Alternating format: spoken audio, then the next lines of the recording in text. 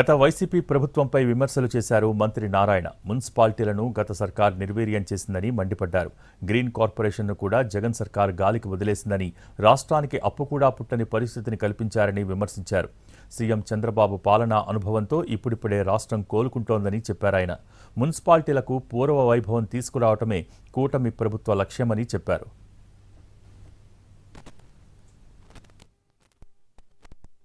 ఈ యొక్క కార్యక్రమంలోనే రాష్ట్రంలో ఉన్న అన్ని మున్సిపాలిటీలో పార్కులు కానీ సెంట్రల్ డివైడర్లు కానీ వాటినన్నింటినీ డెవలప్ చేయమని ఆదేశించారు. దాని మీద ఈరోజు గ్రీన్ కార్పొరేషన్ కూడా 2014-19లో పెట్టింది. దాన్ని కూడా వదిలేశారు. దాన్ని మళ్ళీ యాక్టివేట్ చేసి రాష్ట్రంలో ఉన్న అన్ని జిల్లాల్లో పార్కుల మీద స్పెషల్ ఫోకస్ పెట్టాం. గత ప్రభుత్వం పార్కుల పండుగ అని పేరు పెట్టారు.